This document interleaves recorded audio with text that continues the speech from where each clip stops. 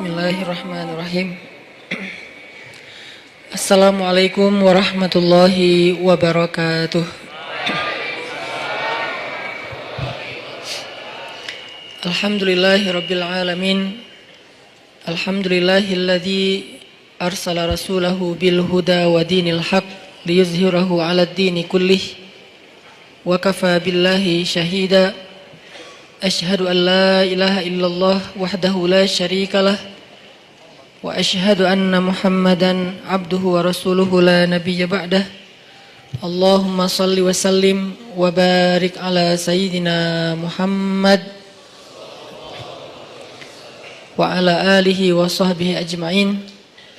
Rabbi syrah li sadri wa yassir li amri wahlul 'uqdatan min lisani yafqahu qawli.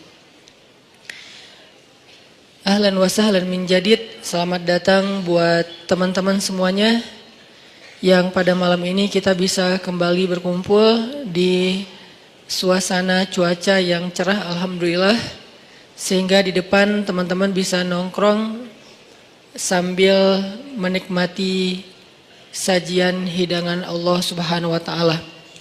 Dan hidangan Allah Subhanahu wa taala adalah ilmu dan hikmah. Jadi makanan yang kita butuhin itu bukan cuman makanan fisik. Gizi ataupun vitamin, nutrisi yang dibutuhin oleh seorang hamba itu bukan hanya nutrisi fisiknya berupa makanan, minuman, obat, herbal, sayur segala macam, tapi juga semua kita membutuhkan nutrisi hati. Lebih jelasnya lagi nutrisi iman. Karena yang menjadi lemah bukan hanya tenaga kita, tapi iman kita juga bisa menjadi lemah. Yang menjadi futur atau ngantuk bukan cuma mata kita, tapi basirah kita juga bisa menjadi ngantuk. Yang menjadi lupa bukan hanya akal kita, tetapi juga zikir kita juga bisa menjadi lupa. Makanya kita butuh nutrisi atau maidatur rahman, hidangan Allah Subhanahu wa taala yang berbentuk hikmah dan ilmu, sebagaimana kita butuh juga hidangan nutrisi untuk kebutuhan fisik kita. Walaupun memang kita nggak perlu nutrisi, nggak harus memberi nutrisi hati kita dalam bentuk kajian ilmu setiap hari 3 kali misalnya. Nggak harus sih, kalau bisa lebih bagus, tapi nggak harus. Karena nutrisi hati ini bisa kita dapetin bukan cuma dengan duduk dalam majelis ilmu, bukan hanya duduk di dalam tongkrongan hikmah, tapi juga bisa kita dapetin dengan tilawah Al-Quran. Kita juga bisa dapetin itu dengan zikir. Zikir sesuai dengan masalah kita. Karena zikir kalau nggak sesuai dengan masalah tetap berpahala, cuman kurang berasa. Kayak kita lagi nggak lagi haus, tapi minumnya bukan air putih, minumnya misalnya kayak kopi gitu ya. Kalau teh tawar masih mending lah. Haus tapi minumnya kopi atau minumnya minuman yang berwarna. Jadi kayak belum memenuhi dahaga haus kita. Padahal kita lagi haus. Kalau kita lagi kayak agak pusing, oke, minum kopi. Nggak semua juga sih ya. Itu mas saya. Kalau pusing ngopi misalnya. Kalau haus minum air putih. Kalau misalnya kayak lagi manja minum susu gitu. Kenapa Ustadz? Ya mungkin lagi kayak males aja yang berat-berat gitu kan. Atau lebih manja lagi jus gitu kan ya. Gak manja sih itu sehat. Ya lah pokoknya. Yang jelas itu kan sesuai dengan kebutuhan kita. Gitu juga dengan zikir. Zikir itu nama Allah yang dipakai itu harusnya sesuai dengan masalah kita. Walillahil asma'il husna. Allah tuh kan punya nama-nama yang bagus, yang mulia, yang baik, yang keren gitu. Walaupun tidak terbatas 99, tapi yang dikenal oleh kita 99. Maka fad'uhu biha, maka berdoalah kepada Allah panggillah Allah. Ud'u itu panggil. Ud'u ila sabili rabbika, atau dakwah itu panggilan, memanggil. Berarti fad'uhu biha, panggillah Allah dengan nama itu. Jadi nggak harus selalu kita manggil Allah, ya Allah, boleh. Tapi ditambah juga, misalnya ya Jabbar. Panggilan buat siapa? Panggilan Allah, tapi buat memanggil Allah buat orang yang lagi apa? Yang lagi sakit hati. Pernah manggil ya Jabbar pas lagi sakit hati? Makanya sering sakit hati. Jabbar itu panggilan untuk orang yang lagi sakit hati, habis dikecewain. Dikecewain oleh apa? Banyak lah, tergantung circle kehidupan kita ya. Ada yang circle-nya lebih ke main, berarti disakitin sama gengnya. Ada yang circle-nya lebih ke romantis-romantisan, disakitin oleh mantannya. Ada yang circle hidupnya seputar masalah kerja, disakitin oleh vendornya, oleh partnernya, oleh teman bisnisnya. Soal circle family life kita disakiti oleh keluarga, anak, orang tua, pasangan, dan seterusnya gitu kan. Yang jelas ketika kita merasa disakitin, ketika kita merasa kayak dikecewain, panggillah Allah sebelum kita memanggil netizen. Kan kita suka manggil netizen dulu ya.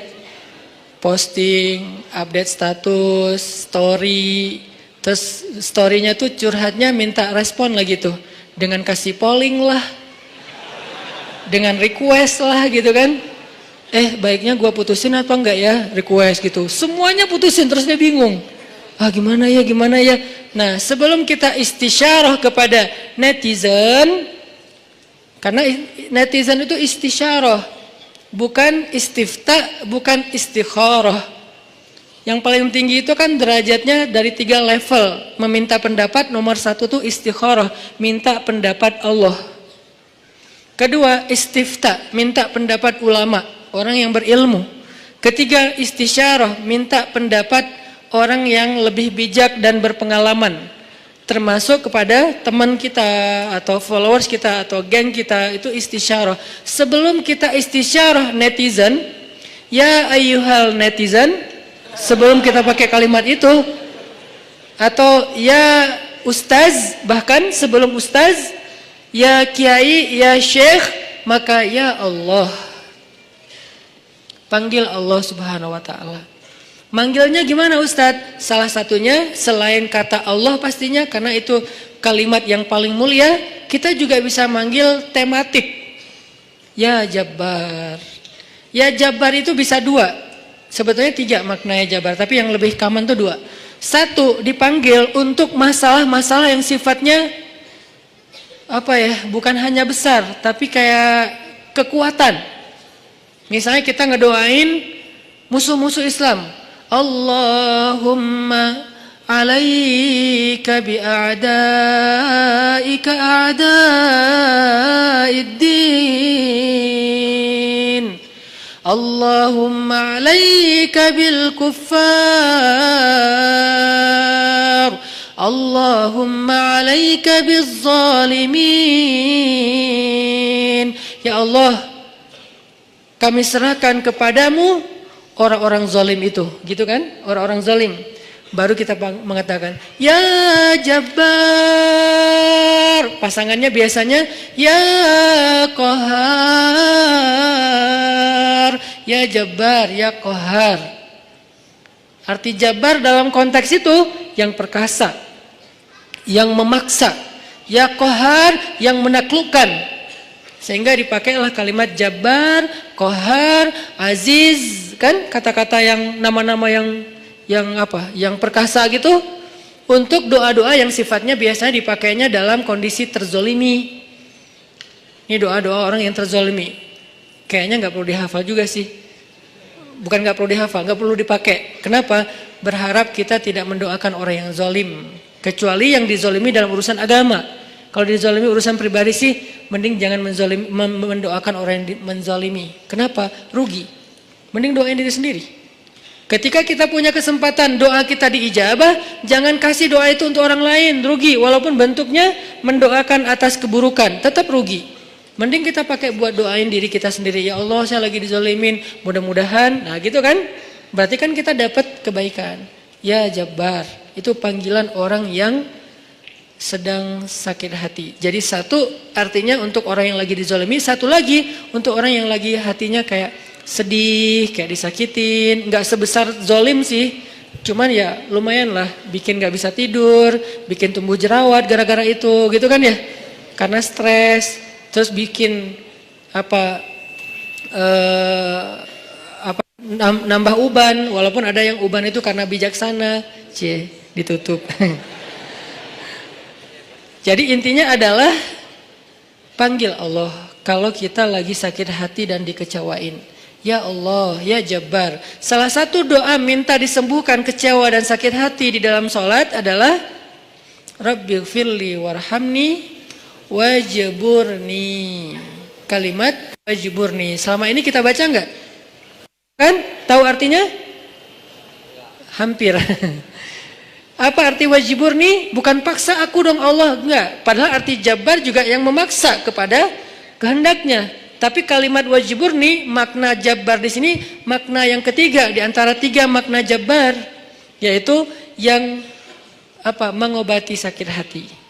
Jadi ketika kita berdoa, Rabbighfirli warhamni wajburni warfa'ni warzuqni wahdini wa'afini. Banyak banget ya. Luar biasa kita ya. Jadi kalau kita sholat aja tuh kita udah minta banyak hal ke Allah. Makanya pas berdiri, pas duduk itu jangan buru-buru. Rabbi, Allahu Akbar. Apaan? Malaikat juga bingung. Rabbi apa? Kamu dengar nggak dia doa apa? Enggak. Oh kirain aku doang yang salah dengar, kata malaikatnya. Jadi kita kayak nggak jelas gitu minta ke Allah. Rabbi udah gitu sujud. Karena terlalu buru-buru, nggak ada tumakninah, nggak ada tenang, nggak ada berhenti sebentar. Makanya Rabbi firli warhamni wajiburni. Bagian wajiburni kalau bisa di kayak gimana gitu, kayak agak menghayati dan kayak perasaannya dalam banget gitu. Wajiburni. Tapi nggak gitu juga sih dalam sholat, bahaya, bid'ah, syubhat menyambar-nyambar. Intinya teman-teman, wajiburni itu artinya kalau kita terjemahin, sembuhkanlah sakit hati saya. Atau bahasa lain juga bisa diterjemahin, hiburlah aku ya Allah, aku lagi sedih nih. Kalau kita ke teman gitu ya, hibur aku dong, gue lagi sedih nih. Ya udah yuk kita main, ya udah yuk kita jalan, ya udah kita nonton, ya udah kita ngopi, ya udah kita makan, ya udah apalah terserah. Yang jelas kita ngadu ke dia, minta dihibur pas kita lagi sedih. Nah cara ngadu ke Allah pas kita lagi sedih supaya dihibur oleh Allah, wajburni ya Jabbar. Itu bisa dibaca di dalam sholat. Bisa juga dibaca di luar sholat. Gak apa-apa, dalam sholat baca, di luar sholat juga baca. Bahkan di luar sholat kita bisa ulang-ulang. Wajiburni ya Jabbar, wajiburni ya Jabbar. Ya Allah, hibur aku ya Allah, hibur aku ya Allah. Aku lagi sedih berat nih. Udah seminggu aku gak buka Instagram ya Allah. Curhat. Kenapa? Komen. Head speech ya Allah. Ya Allah, aku udah seminggu gak lihat grup. Ya Allah, aku udah seminggu gak buka handphone. Lebih parah lagi kan? Berarti bermasalah di akun sosial media, bermasalah di grup, bermasalah di nomor kontak, bermasalah di SMS, semua bermasalah. Ya Allah, udah seminggu aku gak buka handphone. Hibur aku lagi sedih banget gitu. Nah, minta ya Jabbar, wajiburni ya Jabbar, wajiburni ya Jabbar. Entar Allah akan hibur kita. Hiburan Allah lebih baik daripada hiburan yang diberikan oleh makhluk. Hiburan makhluk itu kadang-kadang modal. Kalau nggak modal di awal, modal di akhir. Modal di awal, dia ngajak nonton, kita yang bayar. Dia ngajak ngopi, kita yang bayar. Kalau modal di akhir, dia bayar, tapi nanti dia pamrih. Dulu kan pas lo lagi sedih, gue traktirin makan. Sekarang gue lagi sedih nih, sama aja kan ngemodal ya. Kalau Allah yang ngehibur kita, itu nggak ada pamrihnya. Nggak ada modal di awal, nggak ada modal di akhir. Terus kenapa kita cepat dan begitu spontan minta hiburan dari makhluk, begitu spontan minta curhat kepada makhluk, begitu spontan manggil nama makhluk, tapi kurang spontan memanggil nama ya Jabbar, nama Allah Subhanahu Wa Taala. Ini kalau ngomongin kecewa, salah satu di antara Asmaullahil Husna, nama-nama Allah yang mulia itu adalah ya Jabbar. Sehingga kekecewaan itu jadi jalan buat kita untuk lebih akrab sama Allah. Kan kita tuh kayak, mungkin saya aja yang ngerasa gini, tapi banyak juga sih yang curhat kayak gitu. Kita tuh sering ngerasa akrab sama Allah tuh pas lagi ada masalah kan ya. Kalau lagi nggak ada masalah kayak kita tuh plain banget gitu hubungan sama Allah. Kayak misalnya hayya 'alas shalah biasa aja. Oh ya udah azan. Itu paling soleh tuh. Di bawahnya dikit, kok azan sih baru jam berapa? Di bawahnya dikit, kok azan sehari berapa kali sih, kok sering banget gua dengar. Padahal cuma 5 kali, dia kayak berasa sering banget gitu dengan azan gitu kan ya. Paling soleh juga, oh udah azan gitu kan. Tapi kalau lagi ada masalah, kita tuh kayak apa? Kayak perasaannya tuh kayak ini banget, sensitif banget dan akrab gitu sama Allah. Hayya 'alas shalah. Suara kakek-kakek juga berasa jadi suara vokalis jazz gitu. Si kakek-kakek kan agak-agak serak agak ala-ala rock gitu kan. Tapi kedengar ini suara azan merdu banget ya. Merdu apaan? Kakek-kakek yang biasanya enggak, gue dengernya kali ini dia merdu banget loh. Jangan-jangan dia lagi baper. Enggak, dia biasa aja. Kita yang lagi baper. Jadi apa yang kita dengar itu kayaknya tergantung perasaan kita. Pernah nggak dengar suara azan terus kayak sedih? Soalnya kasihan sama muazinnya gitu. Kok gitu ya azannya, kasihan ya, kayaknya dia kayak nafasnya putus-putus gitu kan. Kalau tadi sih keren-keren sih, yang tadi ikut challenge azan, hayya 'alas shalah, bagus lah. Tapi yang paling bagus emang azan itu habis diputusin, itu tuh keren banget, baper tuh.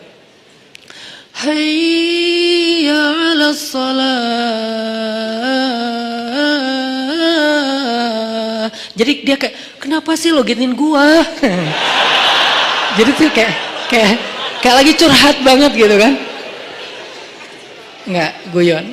Intinya azan dengan hati, tilawah dengan hati.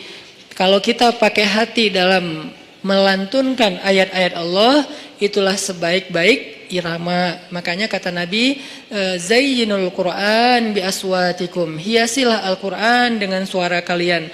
Tapi para sahabat enggak semuanya suaranya bagus. Terus gimana tuh? Sementara Nabi nyuruh menghiasi Al-Quran pakai suara. Kata para ulama, sebaik-baik hiasan dari suara kita itu adalah suara yang membaca Al-Quran dengan iman. Saya tuh qori, dari kecil tuh udah ikut musabakoh. Jadi udah kayak masalah olah vokal tuh kita dari kecil tuh udah sering. Udah latihan serius sampai tingkat nasional, internasional. Jadi buat saya vokal itu kayak penting.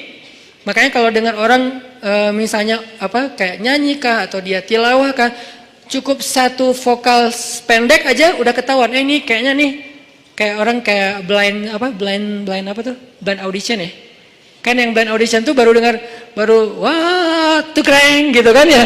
Baru hahaha gitu, padahal belum kedengaran, tapi kok dia udah bisa nyimpulin, langsung dia pencet bahwa dia tuh ngelulusin gitu. Karena emang mungkin si jurinya ini udah punya ini banget, udah sensitif banget dengan suara. Nah, tapi saya sadar ternyata dalam membaca Al-Quran, nomor 1 itu bukan suara. Sekeren apapun suara orang, masih kalah dengan yang nomor 1-nya apa?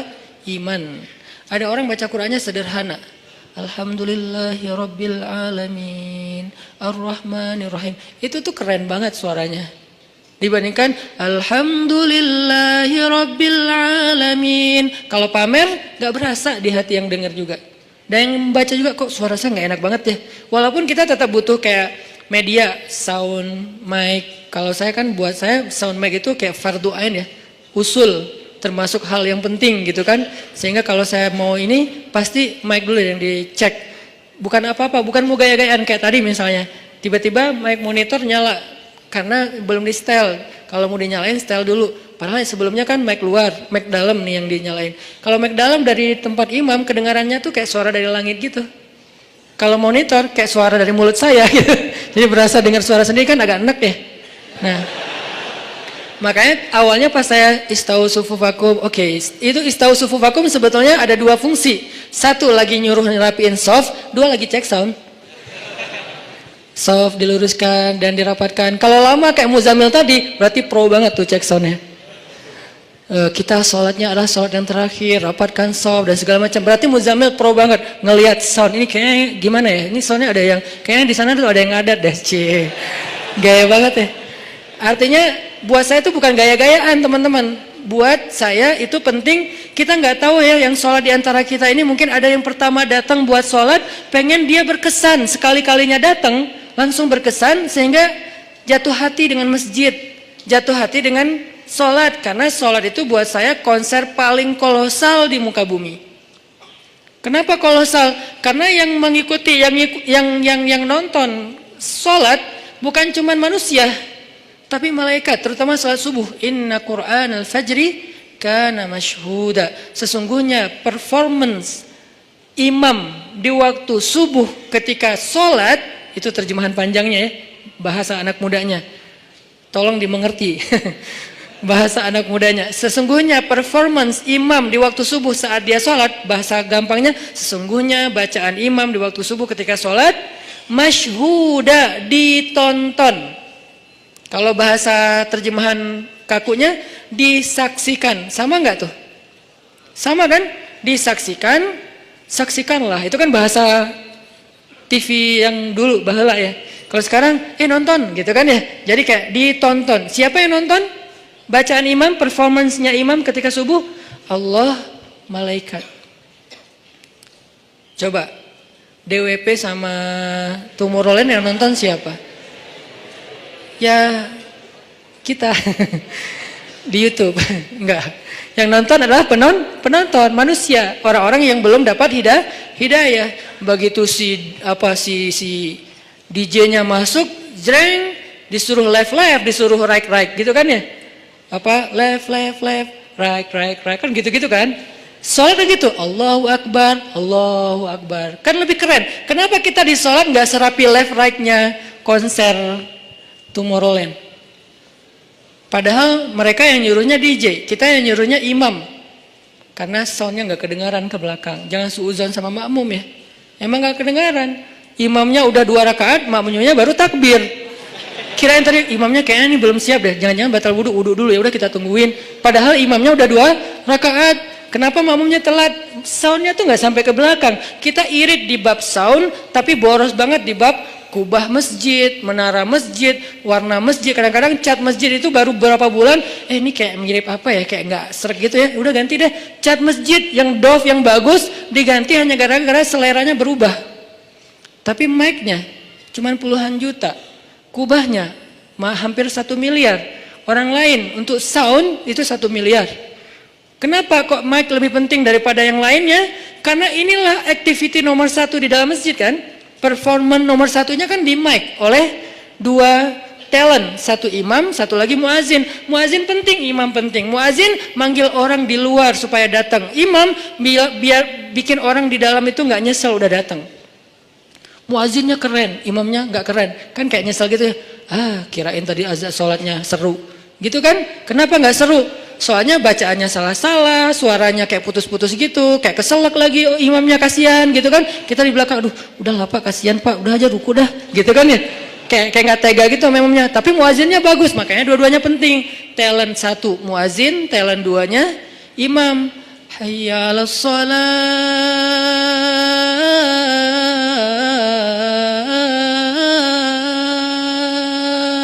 Orang yang dengar sedih ya. Kenapa? Jadi ingat dosa, Nah, gitu kan ya. Ini kan bagus nih azannya nih. Hayya 'alas shalah.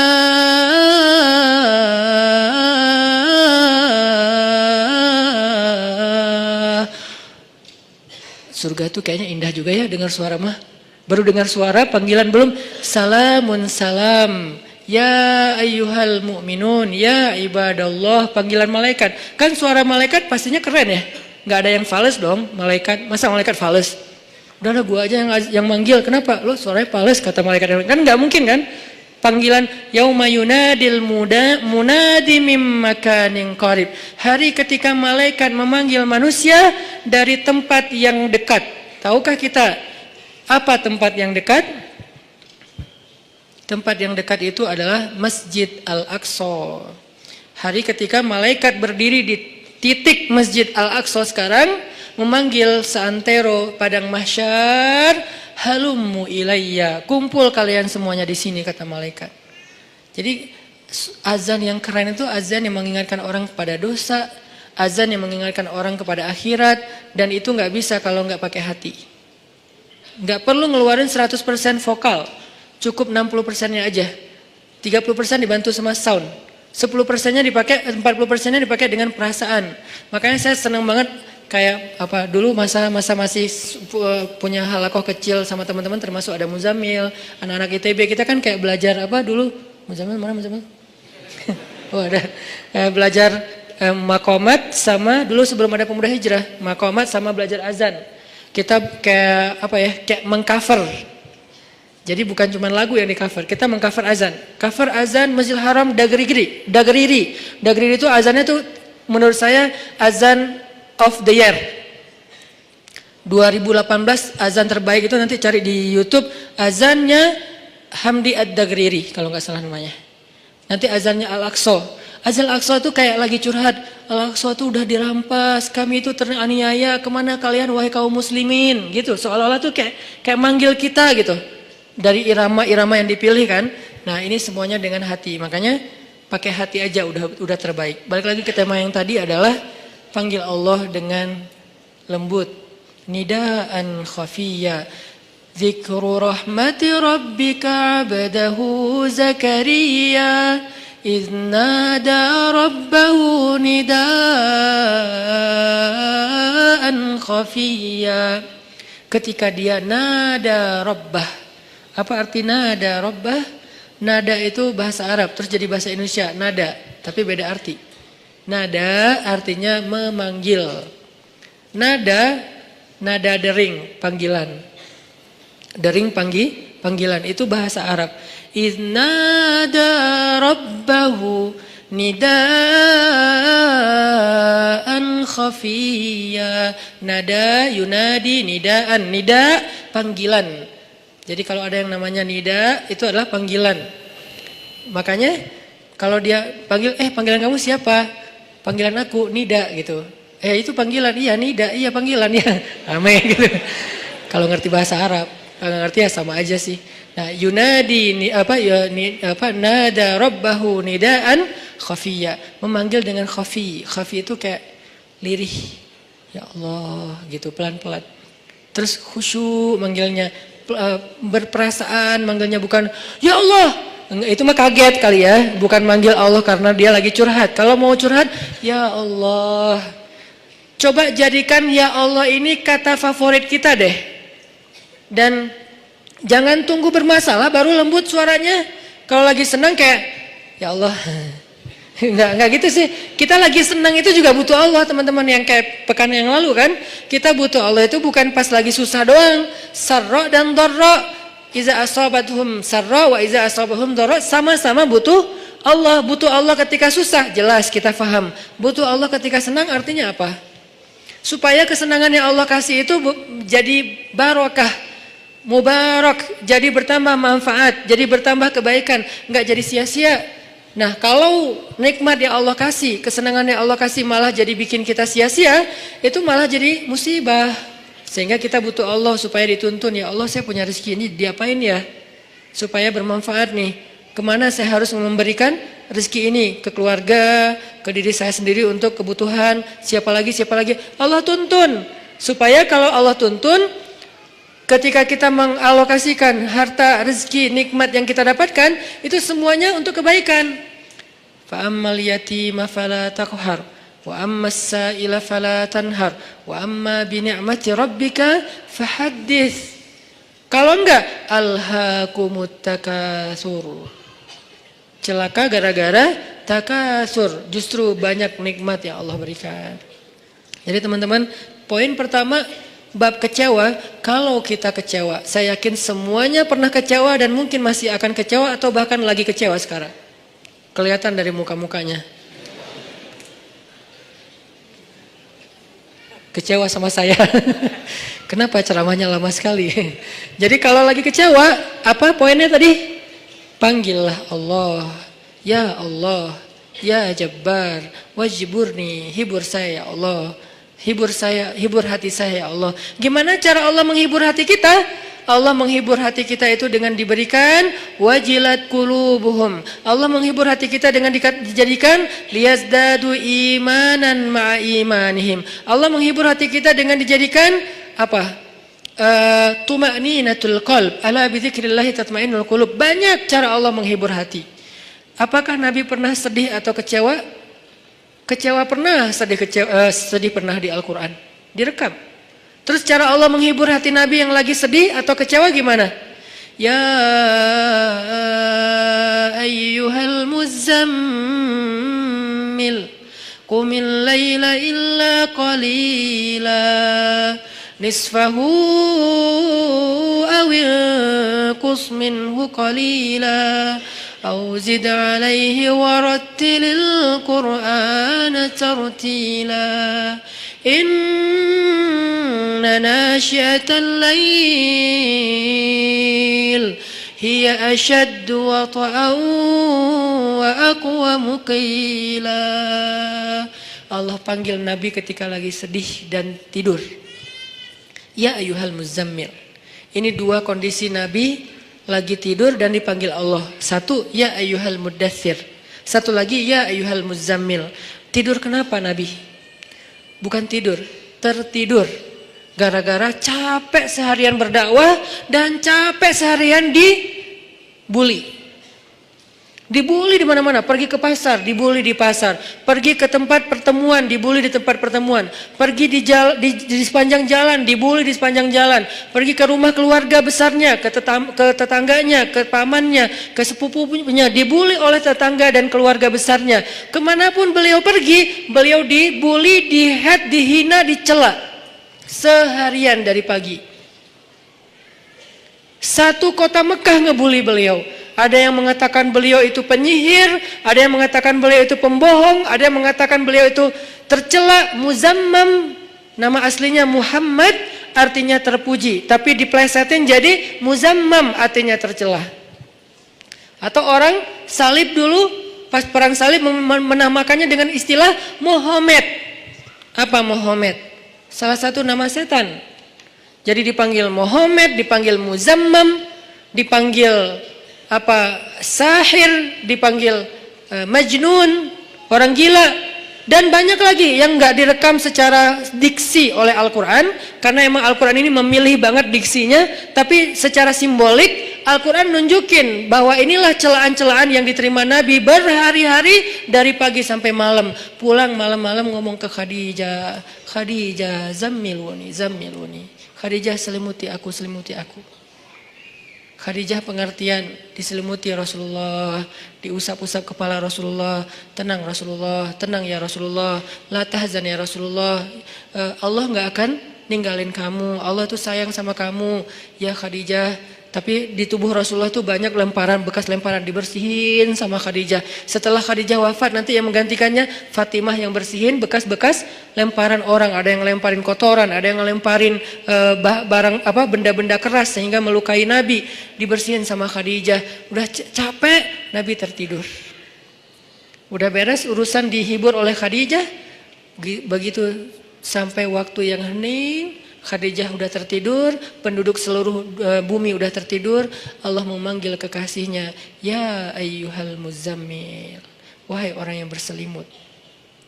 Itu panggilannya lembut. Jadi kita kalau baca surah Al-Muzammil jangan ya, enggak gitu. Allah manggilnya enggak gitu, kaget atau orang lagi tidur ya. Nah, ayatnya aja lagi berselimut, manggilnya teriak-teriak. Jangan, itu namanya prank. Itu bukan tilawah, itu ngeprank. Makanya jangan tilawah sambil ngeprank. Ya ayyuhal muzammil, wahai orang yang berselimut, kumil laila illa qalila. Di situ kelihatan Allah tuh pengertian banget. Kumil lail illa qalila. Bentar aja, nggak usah lama-lama. Kenapa? Karena begitu Nabi berdiri sholat, disitulah Allah akan menghibur hati Nabi. Kalau kita belum bisa terhibur dengan sholat tahajud atau minimal dengan sholat 5 waktu, berarti hati kita berpenyakit, fi qulubihim marad, dan itu harus kita obatin. Obatnya apa? Obatnya istighfar. Kalau orang banyak dosa, belum bertaubat, belum beristighfar kepada Allah, dia susah minta dihibur oleh Allah. Dan terus nanti dia kayak menuduh Allah nggak menghibur dia, padahal Allah udah sering menghibur dia, cuman nggak berasa di hatinya. Karena hiburan Allah itu hanya bisa dirasakan oleh orang-orang yang hatinya bersih. Dan cara membersihkan hati itu tazkiyatul nufus atau tazkiyatul qulub, tathhirul qulub adalah dengan salah satunya istighfar. Perbanyak istighfar supaya begitu nanti kita ada masalah, kalau kita nanti lagi disakitin, kalau kita lagi kecewa dan sedih, kita bilang, wajibur nih ya Jabar, wajibur nih ya Jabar. Allah hibur kerasa, kita lagi dihibur oleh Allah. Kan enak ya, kalau apa yang Allah perlakukan kepada kita tuh kita kayak ngerasa, itu enak tuh. Daripada Allah udah habis-habisan ngehibur kita, kita nggak ngerasa. Ibarat Allah udah ngirim kita japrian, nggak dibaca-baca sama kita. Terus nanti kita tuduh, lu kok nggak empati banget sih sama gue lagi sedih-sedihnya, gue curhat nggak dibalas-balas. Udah dibalas, nggak ada, lu aja nggak baca. Oh ya ada, banyak ternyata. Artinya nggak dibuka sama kita kan? Kenapa nggak dibuka? Mungkin pulsa kita habis, mungkin handphone kita error, mungkin apa dan segala macam kemungkinan. Nah gitu juga dengan Allah. Wa idza sa'alaka 'ibadi 'anni fa inni qarib. Qarib itu kalau lebih dekatnya namanya akrab. Akrab, qarib, karib, sahabah qarib, sahabat karib. Itu bahasa Arab. Kan saya sering nge-mention bahwa ini dari bahasa Arab, bahwa biar kita tahu identitas bahasa kita itu sebetulnya sebagian besar diambil serapan dari bahasa Arab. Terus siapa yang merangkai bahasa Indonesia dari bahasa Arab kalau bukan ulama? Jadi nggak bisa dilepaskan antara ulama dengan Indonesia, antara ulama dengan kebangsaan, antara ulama dengan nasionalisme. Toh bahasa nasional kita dibentuk oleh ulama, buktinya serapannya 90% itu bahasa Arab. Sebagiannya benar terjemahannya, sebagiannya keliru, tapi tetap aja bahasa Arab. Makanya kenapa saya sering mention itu bukan mau apa di Arab-Arabin biar gaya, biar kelihatan ustadz gitu, enggak. Kalau mau kelihatan Arab banget saya banyakin Arab emang itu mah. Ini enggak lagi kayak gitu. Lagi pengen menarik benang sejarah kalau bahasa kita itu emang sebetulnya bahasa Arab yang diserap. Jadi kalau ada yang agak alergi tentang Arab, saya pikir ini berlebihan. Kita nggak alergi terhadap ras, mau Arab kayak, mau Eropa kayak, mau Afrika, mau apa, ya kan itu semuanya takdir Allah kan. Emang kita bisa minta diciptain sebagai orang apa? Nggak bisa kan? Ya Allah saya pengen diciptain sebagai orang apa ya enaknya. Ini deh orang Rusia, tinggi, putih, rambutnya pirang. Ya Allah saya pengen diciptakan sebagai orang Afrika. Kenapa? Biar tawadu. Nah, enggak gitu juga sih. Jadi kita nggak bisa request gitu kan ya. Dan orang Afrika pun sebetulnya sekarang kan jadi keren ya. Orang kulit hitam keren nggak sih? Berasa sekufu, segolongan. Kalau orang kulit hitam didiskriminasikan nggak keren, kasihan tuh. Kan kulit hitam juga sekarang jadi favorit. Bahkan banyak orang yang pengen menghitamkan kulitnya. Ini artinya ya nggak bisa request mau jadi orang apa, sehingga kita nggak boleh benci golongan ataupun ras, karena dia diciptakan kayak gitu tuh bukan pengennya dia, itu namanya sunnatullah dan takdir, itulah ketentuan Allah. Kalau kita cela rasnya, berarti kita mencela pencipta ras itu, yaitu Allah Subhanahu Wa Taala. Dan ini termasuk larangan dalam hadis mencela nasab. Mencela nasab itu termasuk salah satu dosa besar. Balik lagi ke yang tadi, intinya bahasa kita emang diserap dari bahasa Arab. Nah, kita minta sama Allah. Kata Allah, inni qarib, aku dekat sama kamu. Ujibu da'watad da'i idza da'ani. Ujib dari kata jawab. Jawab bahasa Indonesia juga jawab. Jawabun, jawaban, jawabin, itu grammar. Terus salah satu yang diambil dari antara 3 bentuk grammar Arab itu kita ambil jawaban, ya, menunggu jawaban. Ada orang yang sana mengatakan saya lagi menunggu jawabun, nggak ada kan ya? Ini agak-agak aneh. Jawabin atuh, ada tuh jawabinnya. Jawab berarti yang udah ada tuh jawaban, jawabin. Jawabun mah belum ada ya. Jawabin atuh yang apa yang tadi. Nah, oke, berarti itu bahasa Arab juga. Jawab, ban, bin sama aja. Ujibu, berarti bahasa Al-Quran sendiri itu sebetulnya tanpa baca terjemah, kalau kita tahu akar katanya, itu emang bahasa kita, bahasa Arab, bahasa Indonesia. Ujibu da'watad da'i idza da'an. Aku mengijabah, menjawab dakwah. Dakwah itu panggilan. Ujibu da'watad da'i idza da'an. Aku menjawab panggilan dai, orang yang memanggil kalau dia mendakwah atau memanggil aku. Jadi kalau kita bilang ya Jabbar, Allah langsung turun ke langit dunia, nyamperin kita, terus mengatakan ai abdi, ai abdi. Ai abdi itu artinya ada apa hambaku? Halaka hajah, kamu punya masalah hambaku? Itu namanya ujibu. Cuman kita nggak dengar. Sama kayak kita baca Al-Fatihah, bukankah Allah merespon bacaan kita? Alhamdulillahi Rabbil Alamin. Kata Allah, hamadani abdi, hambaku memuji aku. Gitu kan? Sampai selesai Al-Fatihah, satu ayat demi satu ayat Allah tuh ngerespon. Jadi kita kayak lagi chat sama Allah sebetulnya.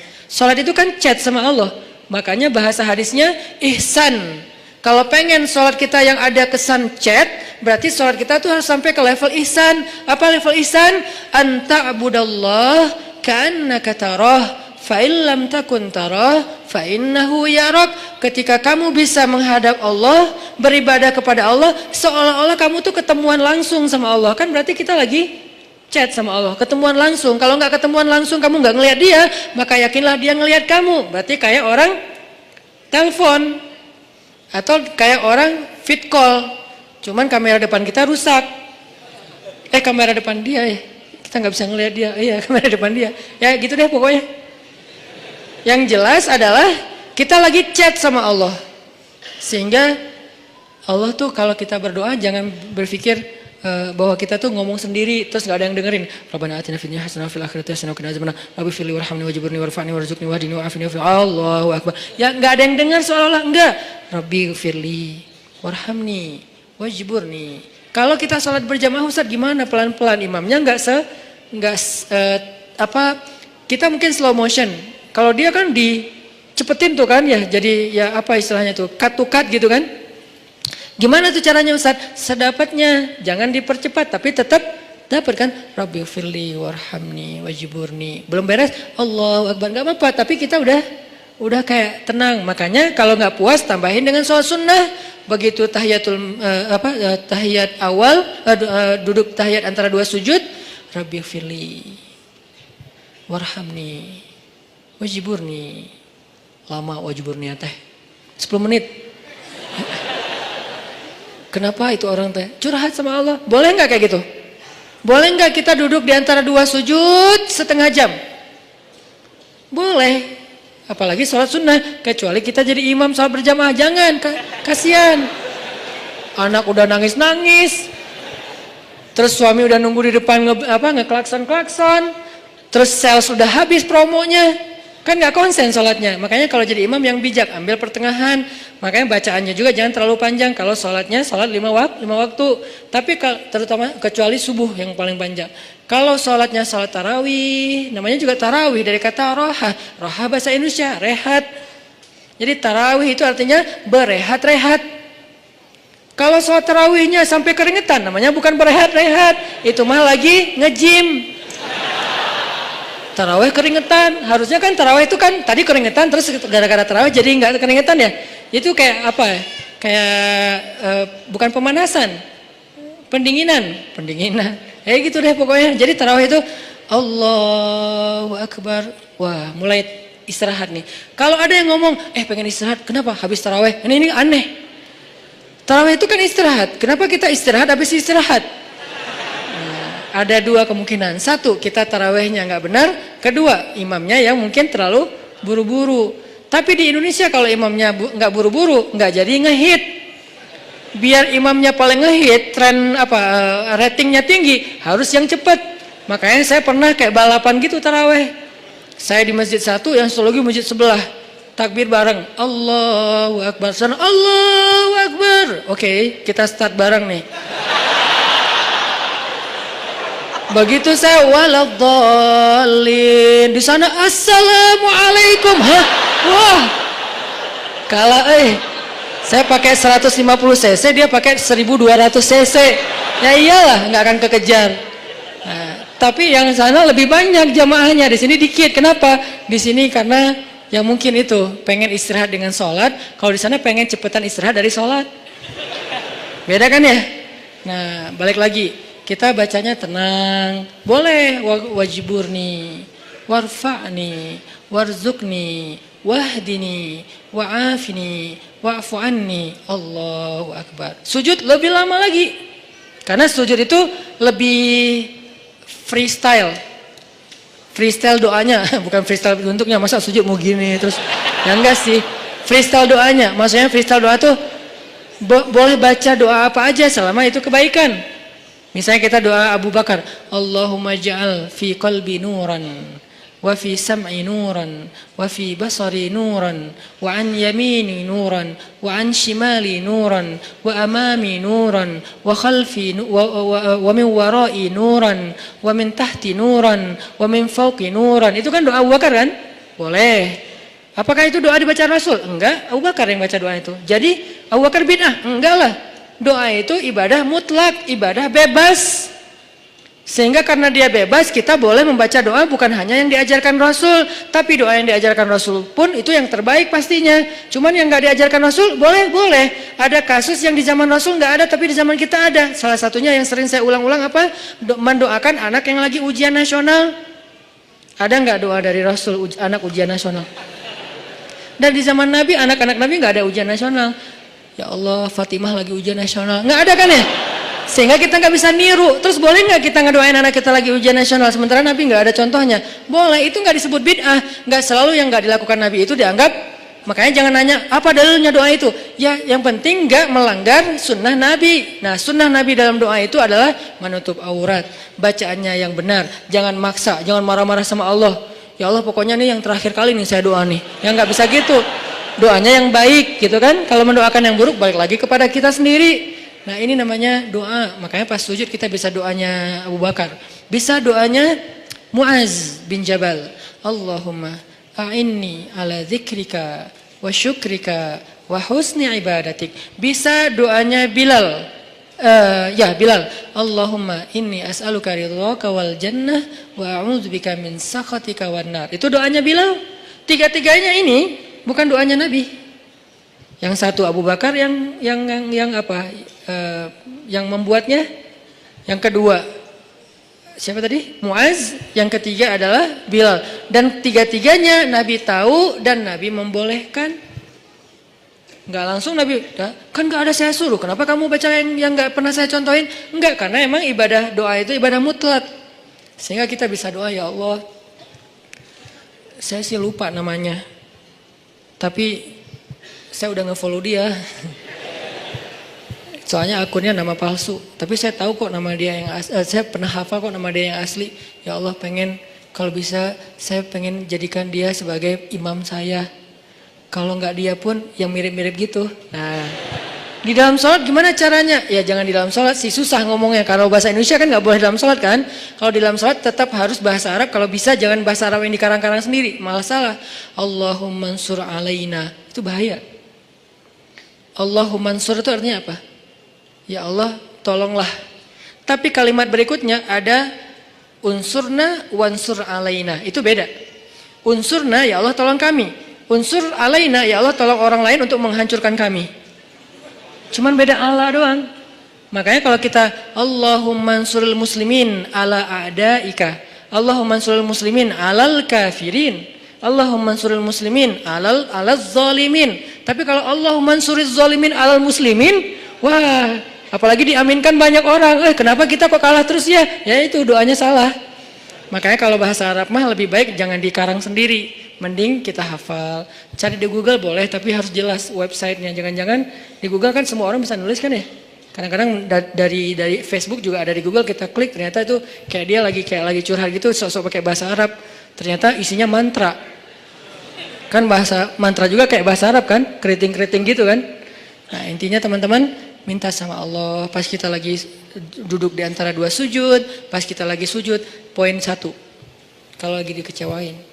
Poin 2, kalau kita dikecewain, kecewa, sedih. Kadang-kadang gak harus dikecewain orang, kecewa sendiri, gak jelas. Tiba-tiba kecewa tiba-tiba kayak sedih aja. Pernah gak sih sedih tapi gak ada sebab? Wah serentak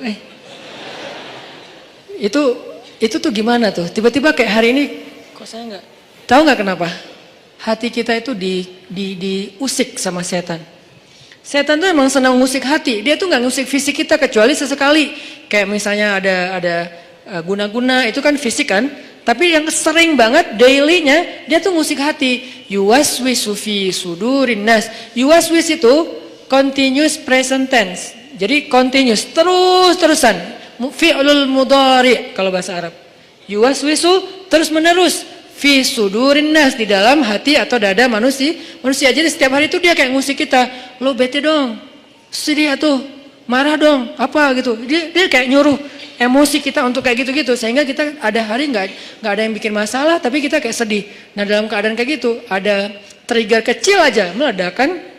Nah gimana ngobatinnya? Tadi satu doa. Kedua, kalau kita lagi sedih kayak gitu, coba selain minta kepada Allah Subhanahu Wa Taala, belajar untuk membiasakan amal favorit kita itu, hobi kita itu hobi yang bentuknya ibadah. Saya nggak nyalahin hobi kita. Kita punya hobi olahraga itu keren banget dan bermanfaat. Kan saya paling nggak suka menjudge ya. Makanya kalau ada orang yang menjudge dunia anak muda itu seolah-olah semua negatif, saya kayak ngerasa sedih dan tersinggung. Kenapa kesannya everything comes with youth is a sin gitu, seolah-olah gaul jadi dosa, apalagi nongkrong jadi sia-sia, apalagi olahraga, seni-seni anak muda semuanya kesannya negatif, seolah-olah nggak ada baiknya gitu anak muda, kan nggak gitu kan? Kan sahabat Nabi semuanya sebagian besarnya anak muda dengan model culture-nya mereka. Jadi saya nggak setuju kalau semua tentang anak muda itu dianggap negatif, sehingga kita nggak mau menjudge. Olahraga bagus. Dan nggak ada istilah olahraga sunnah. Semua olahraga itu selama tidak melanggar syariat ya sunnah. Karena olahraga itu satu untuk kesehatan, dua untuk kebugaran, sehat, bugar artinya fisiknya bagus, tiga untuk silaturahim olahraga. Makanya ada Nabi main dengan para sahabat itu tujuannya bukan hanya main-main tapi bermanfaat. Bermanfaatnya apa? Jadi mengikat ukhuwah. Kadang-kadang kita butuh ketawa untuk ukhuwah, bukan hanya butuh tausiah. Sama-sama butuh, tapi yang balance. Makanya Ali mengatakan rawihul qulub. Rawihu itu dari kata rehat. Rehatkan, istirahatkan hati kalian, karena hati itu bisa bosan sebagaimana fisik juga bisa bosan. Nuruddin Zinki, salah satu tokoh favorit saya di Aleppo, Suriah. Dia gurunya Salahuddin Al-Ayyubi. Kalau mau kita lihat siapa Salahuddin, nggak afdol kalau kita belum lihat siapa di balik Salahuddin, yaitu Nuruddin Zinki. Keren banget, lebih daripada Salahuddin Al-Ayyubi. Beliau dalam satu waktu bikin lomba berkuda di antara prajurit-prajuritnya. Berkuda selama 3 hari. Berkudanya tuh lomba, seru-seruan. Terus mereka kayak freestyle gitu kudanya. Kalau kita kan ada riding, ada freestyler kan. Freestyle itu kan mungkin kayak anak mobil mungkin kayak ngedrift gitu kan. Atau anak motor mungkin kayak ngejumping dan segala macam. Freestyle lah pokoknya. Nggak riding, nggak touring. Biasanya riding, touring, sekarang freestyle semua. Main-main, ketawa, ada yang jatuh diketawain. Ketika ada orang yang ahli ibadah, bukan ahli dakwah, ini bedanya ahli ibadah sama ahli dakwah. Ada orang ahli ibadah mendengar berita ini, kalau Nuruddin lagi bikin acara freestyle kuda, ahli ibadah ini kemudian mengirim surat kepada Nuruddin Zinki. Isi suratnya apa? Nuruddin, ittaqullah. Kan orang kalau ngomong idealis itu kesannya dia paling benar ya. Pakai ayat, pakai hadis, kesannya dia benar dan kita salah. Jadi kita jadi tiba-tiba kok saya jadi salah ya? Gitu, ittaqullah, langsung menjudge. Takutlah kamu kepada Allah. Seolah-olah Nuruddin baru bikin dosa. Kalimat ittaqullah itu kan kalimat kepada orang yang baru bikin dosa. Ittaqullah, istaghfirillah, tub ala Allah. Jadi kayak kamu tuh dosa banget, takut sama Allah, gitu kesannya. Nuruddin, ittaqullah, takutlah kamu kepada Allah. Yang kamu lakukan ini semuanya sia-sia. Waktu kita itu nanti akan dimintai pertanggungjawaban setiap detiknya, panjang. Keluarin ayat, keluarin hadis. Faman ya'mal mithqala dzarratin khairan yarah wa man ya'mal mithqala dzarratin syarran yarah wal asri innal insana lafi khusr. Semua ayat keluar, semua hadis keluar. Kesannya Nuruddin itu main-main dan sia-sia. Ini bedanya orang yang hanya tinggal di dalam masjid dengan orang yang turun ke dalam objek-objek dakwah dan jihad. Mereka akan lihat realitas yang berbeda banget di dalam masjid. Di dalam masjid mah semua orang baik, soleh. Nggak diuji kita di dalam masjid, sedikit kalaupun ada. Tapi begitu di luar, akhirnya Nuruddin Zingki membalas. Balasannya apa? Akhi fillah, saudaraku karena Allah. Sebetulnya saya tidak ingin menyampaikan ini, tapi karena engkau sudah menuduh saya dengan tuduhan-tuduhan yang tidak benar, saya perlu tabayyun, kata Nuruddin. Kami itu udah berjihad berbulan-bulan, melintasi gunung-gunung yang tinggi, melintasi padang pasir, musim panas, musim dingin, menghadapi musuh-musuh yang berkali-kali lipat lebih banyak dari kami. Kami dan kuda-kuda kami sudah melihat darah tuh terus-terusan, setiap hari ngelihat darah, setiap hari ngelihat potongan tubuh manusia. Lelah, tidak tidur berhari-hari, kehausan, tidak minum kecuali beberapa tetes air saja dalam sehari. Kami itu sudah berjihad berbulan-bulan, kata Nuruddin. Sehingga saya melihat pasukan saya mulai stres. Kuda-kuda kami mulai stres. Kuda kalau stres susah dipakai. Jadi nggak akan sesuai dengan instruksi dari penunggangnya, kesatrianya. Dia stres. Ngelihat musuh dari kejauhan, kadang-kadang bukan ngelihat musuh. Ngelihat pohon aja dikira musuh. Wah, banyak banget musuhnya, lari. Kuda stres kan bahaya kan? Dan bisa membahayakan penunggangnya. Gimana mau rapi dalam soft jihad kalau kudanya pada stres? Kayak nggak pernah diservis. Ibarat motor nggak pernah diservis, dibawa tuh sampai olinya udah kayak lumpur. Akhirnya kami bawalah, kalau bahasa kita diservis. Diservis itu apa? Dengan cara kalau diservis motor kita bawa ke bengkel servis nih, ganti oli, segala macam dibersihin, kayak gitu-gitu kan. Kalau servis kuda dibawa main. Karena kuda itu servisnya dengan main, bukan makan, minum dan segala macam. Akhirnya kudanya bisa ikut main sama penunggangnya, lucu-lucuan, guling-guling. Kudanya menjatuhkan penunggangnya, terus diketawain dengan lain. Dan prajuritnya juga diservis dengan cara apa? Entertain, mereka butuh hiburan. Jangan berpikir ketika ada orang berhibur sebentar, seolah-olah udah seluruh hidupnya berhibur. Sampai kita menuduhnya bahwa hidupnya sia-sia. Ini terlalu gampang menjudge orang lain. Bisa jadi itu bagian dari program dakwah. Itu jawaban Nuruddin. Jadi saya ingin supaya prajurit saya segar lagi, ukhuwah mereka kuat lagi, lebih soft, barisan mereka lebih bagus lagi, dan kuda-kuda mereka lebih sehat dan bugar lagi. Dibalas kepada ahli ibadah. Baru kemudian ahli ibadah, ya tapi kan gak harus gitu juga. Oh panjang, akhirnya gak beres. Ya namanya juga orang kalau udah dengki. Sama dengan Fudail bin Iyad dengan Ibnu Mubarak. Fudail bin Iyad ahli ibadah di dua Masjidil Haram. Masjid Nabawi dia ahli ibadah dan mengajar di Masjid Nabawi. Di Masjidil Haram juga dia ahli ibadah dan mengajar di Masjidil Haram. Tapi nggak pernah keluar dari masjid. Sehingga yang dia tahu realitas dunia ini hanya realitas masjid. Tentang sholat harus rapi. Tentang kalau sholat kita sunnah sendiri harus pakai sutro. Itu kan realitas-realitas dinamika masjid kan. Tentang waktu azan itu jangan diburu-buru, antara azan dan iqomah itu dikasih jeda waktu. Kemudian masalah menutup aurat dalam pakaian sholat, kemudian masalah kenceleng. Itulah realitas masjid. Sangat mungkin belum banyak. Ketika keluar dari masjid, realitasnya tuh beragam, nggak sesederhana masjid, rumit. Kalau di dalam masjid itu sederhana realitasnya. Sehingga nggak butuh pemikiran rumit untuk menyelesaikannya. Di luar masjid itu rumit banget. Baru aja di teras masjid udah rumit. Masalah sendal ketuker. Kalau ketukernya dengan yang lebih bagus sih bukan masalah, nggak akan ngomong, diam-diam aja. Ini masalahnya ketukernya dengan yang ya gimana gitu. Nah, akhirnya ini nih yang jadi realitas. Apalagi keluar dari pintu masjid. Udah keluar pintu masjid, tangga masjid, keluar tangga masjid, parkiran masjid. Di parkiran udah realitas. Baru datang udah lihat mobil atau motor udah kebaret. Wah nih tadi karena motornya desak-desakan, spion kita lah atau bodi motor kita yang baru lah udah kecoret-coret. Atau mungkin motor kita posisinya kok nggak enak gitu di tengah kena hujan. Padahal tadi perasaan parkirnya di atasnya ada atap. Sekarang kena hujan jadi basah. Padahal habis dicuci segala macam. Itu udah realitas. Sehingga ketika Ibnu Mubarak melihat Fudail bin Iyad asik aja mengajar di dalam masjid, Ibnu Mubarak mengirim surat kepada Fudail bin Iyad yang kemudian jadi nasyid, jadi lagu. Ya abidal haramain, wahai hamba yang beribadah di dua masjidil haram. Ya abidal haramaini law absartana la'alimta annaka bil ibadati tal'abu.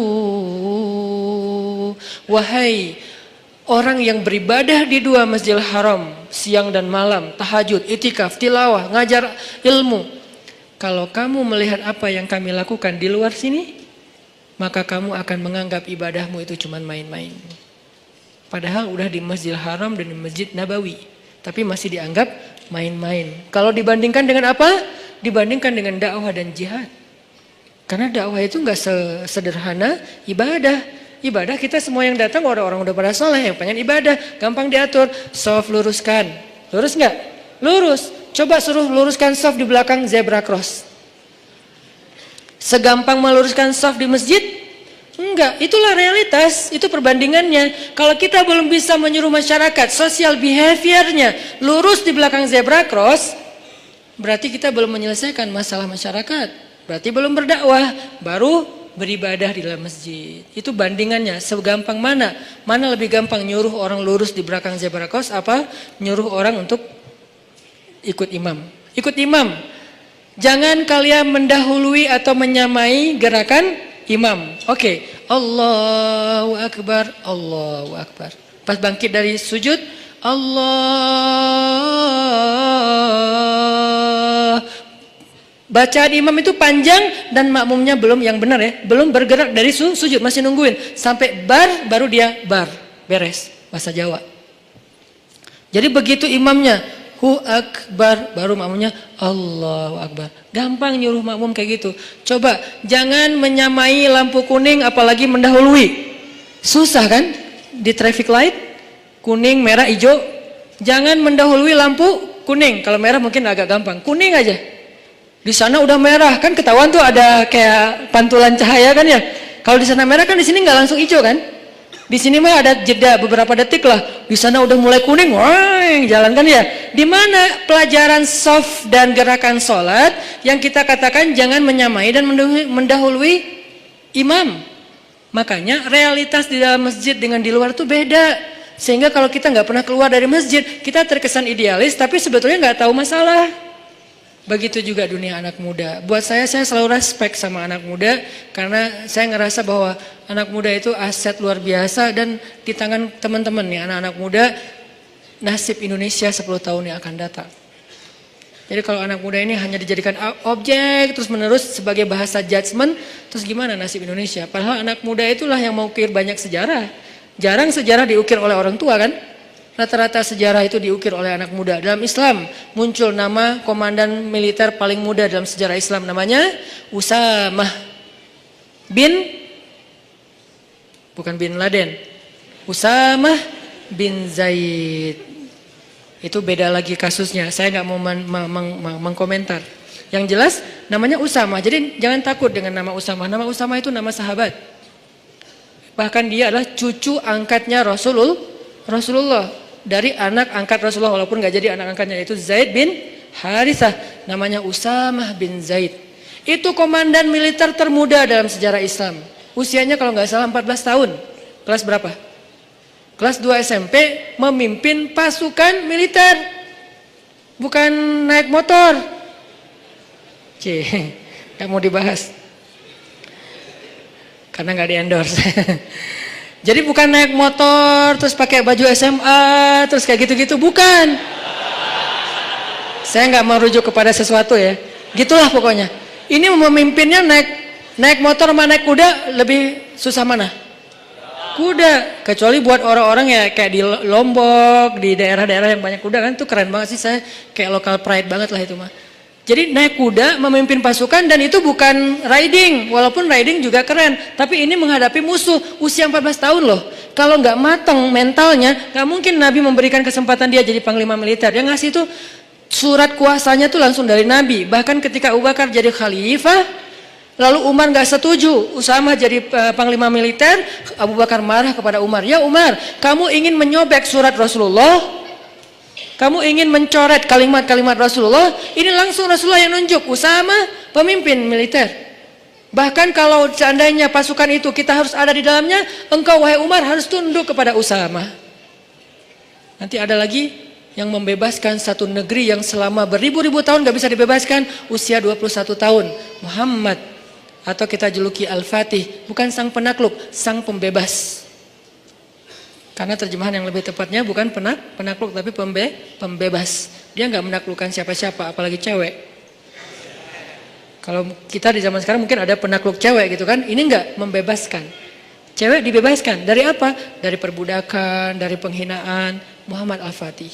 Jadi anak muda itu harus diberikan apresiasi yang tinggi dan memang kita harus bangga. Indonesia ini harus bangga punya anak muda mayoritas sekarang.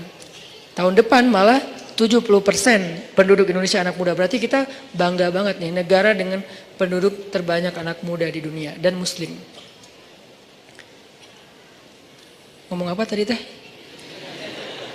Baper kalau udah ngomongin masalah dakwah, masalah anak muda.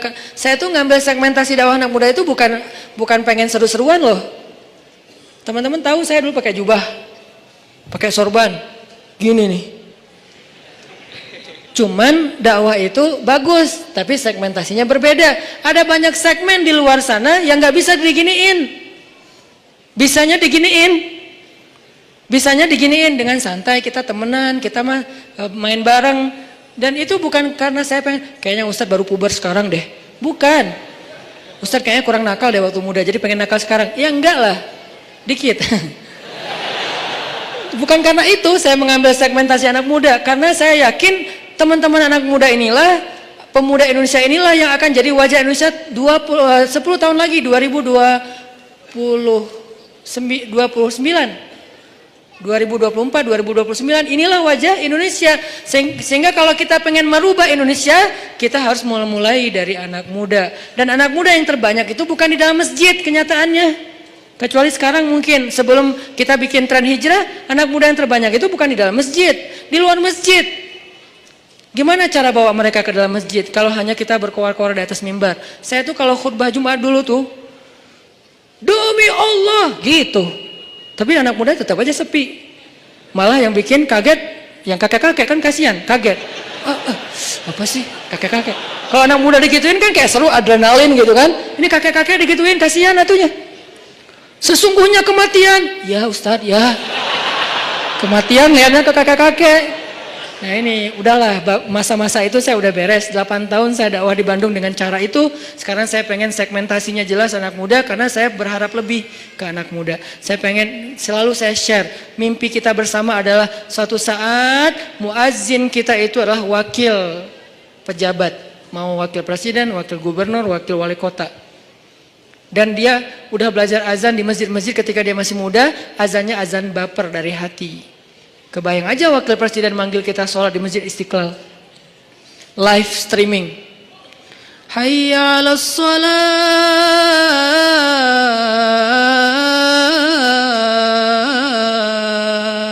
Siapa itu? Pak Wakil Presiden. Wah kan semangat ya se-Indonesia sholat berjamaah subuh ya. As-salatu khairum minan naum. Wah, Wakil Presiden bilang sholat lebih baik daripada tidur. Kan keren tuh. Datang anak muda berbondong-bondong ke masjid karena diazanin sama Wakil Presiden. Wibawa banget tuh, izzah. Begitu masuk, qamat nih, Allahu Akbar, Allahu Akbar, asyhadu an la ilaha illallah. Wakil Presiden, istawu sufufakum. Siapa? Presiden. Wah, keren ya. Allahu Akbar. Presidennya gagah, dia izzah kepada musuh-musuh Allah, tapi rohama ubainahum. Jangan di sini dia bersikap keras. Masa kepada sesama kaum muslimin dia sifatnya asyidda? Kebalik atau ayatnya? Bukankah ayatnya asyidda wal kufar rohama ubainahum? Rohama, bahasa rohama itu apa? Komennya rohama, angger. Komennya rohama, ngomongnya rohama, di grup broadcastnya rohama, kalau ketemu kaum muslimin itu rohama. Kepada manusia rahmatan lil alamin, kepada kufar, siapa kufar? Orang yang memerangi mereka. musuh-musuh yang zalim, seperti orang misalnya Israel yang menjajah Palestina, atau orang-orang zalim yang menyakiti kaum muslimin di Suriah, di Yaman, di Irak, di Rohingya, itu asyidda. Jadi nggak ada salaman sama mereka, pelukan, senyum-senyum, asyidda sama mereka. Kalau ditarik, kita tarik balik, berarti kan dia juara panco presidennya. Kan ada tuh presiden narik-narik gitu kan. Nah kalau kita nggak kuat narik kan kayak kalah gitu kan. Alhamdulillah ada presiden kaum muslimin di satu negeri ditarik nggak bisa. Aduh berat ya udah deh nggak jadi gitu. Ini artinya asyidda, dia tuh syadid izzah. Tapi begitu sholat di antara kaum muslimin, Allahu Akbar, di situ nggak perlu nunjukin keras. Alhamdulillahi Rabbil Alamin. Enak banget loh sholat dipimpin presiden, bacaannya khusyuk, hafalannya banyak, sehingga dia bisa explore Al-Quran. Qul huwallahu enggak gitu sih, ayatnya panjang. Alif Lam Mim. Gua mah rela Al-Baqarah satu surat kalau presiden, gitu kan ya? Imamin, presiden yang imamin Al-Baqarah sampai dari subuh sampai duha. Ya nggak gitu juga kali Ustadz. Kan Al-Baqarah 2,5 jam tuh sampai waktu duha. Intinya itu mimpi. Saya sih bermimpi Indonesia tuh kayaknya bisa nih. Kayak sekarang aja bermunculan imam-imam muda dengan Muzammil and the Gangs. Sejak kita ramein hijrah ini kan jadi banyak nih. Muncul imam dengan rambut gimbal. Apalagi muncul imam anak muda, anak SMA, itu bisa banget. Dan mereka nanti pasti saya yakin akan jadi pemimpin-pemimpin masa depan. Kayak sekarang saya dekat sama teman-teman pemuda Pancasila, Sapma pemuda Pancasila juga. Kalau lagi dekat sama mereka ngobrolnya apa? Lo nyalak nggak tahun ini? Ya insya Allah lo kayaknya masih mau main dulu deh, 5 tahun lagi gua nyalak. Berarti kan anak-anak muda sekarang lintas organisasi, mau dia PP, mau dia Karang Taruna, mau dia komunitas, sebetulnya kan calon pemimpin masa depan kan? Kalau mereka lahir dari rahim tarbiyah, kebayang aja pemimpin Indonesia 5 tahun lagi atau 10 tahun lagi. Lahirnya dari rahim tarbiyah. Gimana cara mentarbiyah Indonesia? Gak bisa bikin satu pesantren dengan ukuran sekian hektar. Harus bikin pesan _ tren. Dan tren inilah yang jadi konten tarbiyah, mentarbiyah semua anak muda di Indonesia, supaya semuanya secara fikrah lahirnya dari rahim tarbiyah. Secara hamasah lahirnya dari masjid. Secara rahmah lahirnya untuk kemanusiaan. Itu harapan kita, itu tuh mimpi saya. Kenapa saya mengambil segmentasi anak muda? Itu bukan main-main. Jadi kalau saya tulis banyak main banyak manfaat, itu hasil renungan. Dan emang tujuannya main di sini tuh silaturahim, main di sini tuh touring, main di sini tuh olahraga. So apa yang salah dengan itu? Yuk kita sama-sama kita ramein dakwah anak muda ini. Kenapa? Ini penting untuk 5 tahun 10 tahun lagi Indonesia. Kalau enggak kebayang, karena anak muda ini efek perbaikannya hebat, efek perusakannya juga yang nggak kalah hebat. Kalau orang tua ada di tengah-tengah aman. Jadi rusak ya gitu, baiknya juga ya gitu. Kalau anak muda baiknya keren banget, kalau dia jadi rusak juga innalillah banget. Makanya balik lagi kepada tema tadi, kecewa. Walaupun agak-agak gak nyambung sih, nggak apa-apa lah ya. Nanti diedit baru masukin YouTube. Kecewa. Poin yang kedua itu adalah cari satu hobi. Tadi mau ngomongin itu sebetulnya. Cari satu hobi yang bukan hanya entertain. Walaupun boleh, saya juga hobi entertain ada. Hobi kan harus nggak harus satu kan. Entertain ada hobinya. Olahraga ada. Hangout jalan ada. Tapi selain ini bagus semuanya. Tapi tambahin satu lagi, hobi ibadah. Ibadah tuh harus jadi hobi. Biar apa? Biar kita tuh bisa enjoy. Ambil aja salah satu deh, nggak usah banyak-banyak. Saya nggak minta teman-teman tahajud 11 rakaat 1 juz, nggak. Tilawah 1 hari 1 juz, nggak. Ambil yang paling ringan dulu deh, tapi jadiin hobi. Misalnya sholat duha atau sholat mutlak. Sholat mutlak kan lebih bebas lagi nih, kapan aja. Jadi pokoknya agak-agak nganggur dikit, sholat Allahu Akbar. Itu kalau sholat tanpa ada jadwal, bukan karena waktunya sholat, kita tuh kadang-kadang kesannya lebih free ride loh. Free ride-nya apa? Kayak nggak ada beban. Kan free ride tuh nggak terbeban dengan GoPro, nggak terbeban dengan 360, nggak terbeban dengan kamera, nggak terbeban dengan tele, kan gitu kan? Karena dia kayak gua mah pengen main aja, jadi nggak pakai bawa-bawa tim pencitraan. Dia mau ke gunung, nggak bawa tim kamera, dia di laut nggak bawa tim kamera, dia loncat dari tebing, nggak muncul-muncul juga, nggak ada yang ngamerain, biasa aja, namanya free riders. Bisa nggak kita ibadah tuh selain emang udah ada waktunya, muqayyad, ada yang free ride. Free ride itu mutlak, bebas. Sholat aja, nggak ada yang nyuruh, nggak ada yang maksa. Sholat. Itu kalau jadi hobi teman-teman, sebanyak mungkin sholat sunnah mutlak, itu akan jadi obat ketika kita kecewa. Tapi itu nggak bisa pas kecewa baru dilakuin. Harus dibiasain dulu dari sekarang. Begitu nanti kecewa, itu jadi akan, kayak kita kecewa ngopi, sedih, nongkrong, sedih nonton, sedih ketemu teman, sedih main, sekarang sedih sholat.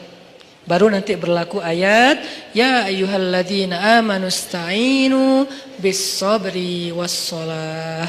Mintalah pertolongan Allah dengan sholat salah satunya. Itu nggak bisa kalau nggak dimulai dilatih, dijadikan habit dan hobi. Siap insyaallah? Ya mudah-mudahan anak muda yang ada di masjid ini, yang ada di kota ini kota inspirasi banget di seluruh Indonesia. Yang ada di negeri ini negeri yang mudah-mudahan kita berbaik sangka. Negeri yang disebut oleh Nabi di akhir zaman akan datang kemenangan Islam dari timur. Dan timur yang paling timur itu adalah, kalau paling barat Maghrib, kalau paling timur itu Maroko, yang paling timur itu Maroke. Paling barat itu Maroko, bahasa Arabnya Maghrib. Paling timur itu Maroke, bahasa Arabnya Masyriq. Berarti kalau di sana maghribnya udah beres dengan banyak cerita, yang belum giliran peradaban itu cuman Masyriq, Maroke, dan itu adanya di Indonesia. Mudah-mudahan anak muda inilah yang nanti akan menemani Imam Mahdi membebaskan Palestina. Saya punya azam secara pribadi, saya bisa aja datang ke Palestina sekarang untuk bikin traveling, umroh atau apalah, atau datang sendiri juga insya Allah bisa ke Palestina. Saya kenapa nggak mau? Saya udah datang ke Masjidil Haram berkali-kali, Masjid Nabawi pastinya. Kenapa Palestina enggak? Saya punya azam, saya kalau mau datang ke sana tuh jangan melancong. Walaupun boleh-boleh aja sih yang buat mau jalan ke sana enggak masalah. Tapi saya pribadi nih ya, saya pengen datang ke sana itu sebagai salah satu barisan pembebas. Kalau udah meninggal Ustadz, maka cita-cita ini saya wariskan kepada anak-anak laki saya. Kalau mereka enggaknya, wariskan kepada cucu-cucu laki saya. Pastinya harusnya ini adalah cita-cita kita bersama. Pengen datang ke Al-Aqsa, sholat di pelataran masjidnya, diimamin oleh Imam Mahdi, sholat subuh, tiba-tiba dari langit kelihatan cahaya. 2 malaikat turun bersama di tengah-tengahnya Nabi Isa. Berpegangan kepada sayap malaikat. Turun, sholat subuh yang paling luar biasa, kolosal. Lalu Imam Mahdi sama Nabi Isa dorong-dorongan siapa yang jadi imam. Nabi Isa aja, Mahdi aja, Nabi Isa aja, Mahdi aja. Nggak ada saya lagi di situ. Ustaz Hanan aja, enggak lah. Siapa saya gitu kan ya? Enggak, udah tinggal 2 orang imamnya. Jadi nggak ada yang boleh caper-caperan. Siapa yang dorong saya ya? Nggak ada, nggak berlaku. Cuman 2 yang berlaku. Antara Nabi Isa atau Imam Mahdi. Kemudian salah satunya jadi imam. Beres sholat subuh, speech. Kita akan kejar Dajjal. Di mana dia? Di daerah Lot City. Bahasa hadisnya Bab Lud. Sekarang udah ada Lot City, udah ada Lot City, cari aja di Google. Lot City itu salah satu bandara internasionalnya Israel. Jadi ada beberapa bandara internasional, salah satunya di kota Lot City, itu bandara internasional. Di sana akhirnya semuanya serentak. Itulah hari pembebasan manusia dari kezoliman orang-orang yang zalim. Itu bukan hanya hari orang beriman, tapi itu adalah hari kemenangan bagi semua manusia. Karena mereka menjadi dihargai kemanusiaannya. Dan saya punya cita-cita kalau Allah kasih kesempatan, saya pengen jadi salah satu. Tapi untuk bisa berada di barisan itu kan seleksinya ketat ya. Kita pantaskan diri kita. Cara ikhtiar saya memantaskan diri, saya terlibat dalam dakwah pemuda hijrah. Saya bikin pemuda hijrah. Saya mikir gimana caranya dakwah hijrah ini benar-benar bisa eksis di seluruh Indonesia dan dunia. Sehingga nanti kalau Imam Mahdi muncul, saya dianggap pantas. Masuk lo. Saya imam, ya, oh iya, masuk aja. Kenapa? Udah pantas, karena punya karya kan? Kita punya nggak karya nih? Cara kita biar punya karya gimana? Jangan bikin sendiri-sendiri, karena kapasitas kita bukan sebagai Ustadz, support ustadznya. Apa kapasitas teman-teman? Anak mobil, di sini ada teman-teman anak mobil, anak modifikasi. Kita mau bikin event bareng. Anak apa lagi? Anak seni. Saya yakin semua potensi anak muda itu adalah anugerah Allah. Saya nggak mau menjudge potensi teman-teman itu ada yang positif negatif. Semuanya positif selama tidak melanggar syariat. Potensi itu coba support saya. Man ansari ilallah. Siapa di antara kalian yang mau mensupport saya di jalan Allah? Itu kan akad dakwah. Yuk kita bangun negeri ini. Karena dakwah kita kan dakwah damai kan. Kita kan nggak mau ribut-ribut. Kalau terpaksa ribut dan kontroversi di sosmed, ya bukan karena kita. Pernah nggak saya sengaja rame-ramein di sosmed biar heboh gitu, biar followers saya naik? Ya enggak lah. Kalau sesekali ada, ya qadarullah naik followers. Sih, sombong. Padahal kalau mau digitu-gitu kan tinggal ambil yang trending topik apa sekarang. Masalah misalnya pernikahan. Ya udah saya bikin komen saya tentang bab itu. Kan naik tuh followers saya kan ya. Karena viewernya gede. Buat apa? Saya nggak kayak gitu. Tapi kalau terjadi kontroversi sesekali ya qadarullah untuk menguji kesabaran, menguji iman. Intinya teman-teman, yuk sama-sama kita jadikan Indonesia ini benar-benar kiblat peradaban. Kalau kiblat sholat nggak boleh, kiblat sholat tetap Mekah. Kiblat peradaban yang dimulai dari anak muda. Dan itu mungkin banget dari Bandung. Kenapa? Bandung punya sejarah. Tinggal kita mengulangi sejarah itu. Apa yang pernah terjadi akan terjadi lagi. Tidak ada yang baru di bawah matahari. Kata siapa Ustaz? Lupa, saya cari aja di Google. Mudah-mudahan bermanfaat. Oke, mudah-mudahan apa yang tadi kita dapatkan bisa jadi tambahan iman, memperbaiki akhlak, membuat kita lebih semangat lagi tongkrong dalam majelis ilmu. Dan saya titip satu hal, anak muda ayo bangkit. Bangkit bersama, bangkit dengan bersatu. Jangan sampai urusan politik 2019 April memecah belahkan anak muda. Enggak boleh. Kita boleh beda pilihan, tapi kita enggak boleh saling mencela dan berpecah belah. A'udzu billahi minasyaitonir rajim. Bismillahirrahmanirrahim. Alhamdulillahi rabbil alamin. Alhamdulillahi rabbil alamin hamdan yuwafi ni'amahu wa yukafi'u mazida. Ya Rabbana lakal hamdu kama yanbaghi li jalali wajhikal karim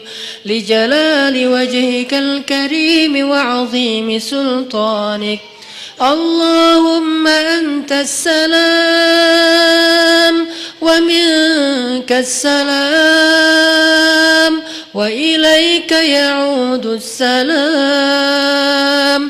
فحينا بالسلام وأدخلنا الجنة دار السلام تباركت ربنا وتعاليت يا ذا الجلال والإكرام اللهم صلِّ وسلم وبارك على سيدنا محمد وعلى آله وصحبه أجمعين. Duhai Allah yang maha pengasih lagi maha pemurah. Duhai Allah yang maha baik dan maha pengertian. Duhai Allah yang maha lembut dan maha santun. Duhai Allah yang maha mengetahui dan maha bijaksana. Inilah kami hamba-hambamu ya Allah. Datang ke sini untuk berpasrah kepadamu ya Allah. Kami serahkan pikiran kami untuk Engkau tuntun kepada ilmu yang benar. Kami serahkan lisan kami agar bisa bertutur dan berzikir dengan nama-namamu yang mulia. Kami serahkan telinga kami agar mampu mendengar ayat-ayat dan hikmah-hikmah tentang kebesaran-Mu.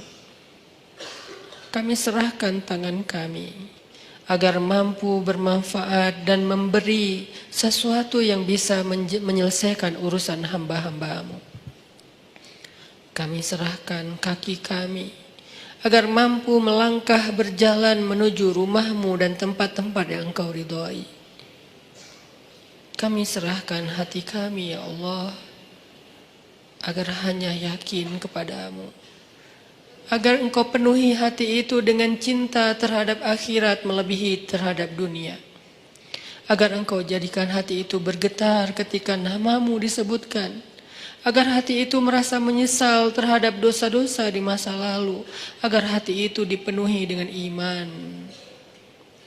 Kami serahkan hidup kami agar Engkau tuntun kepada takdir-takdir baik yang Engkau putuskan untuk kami.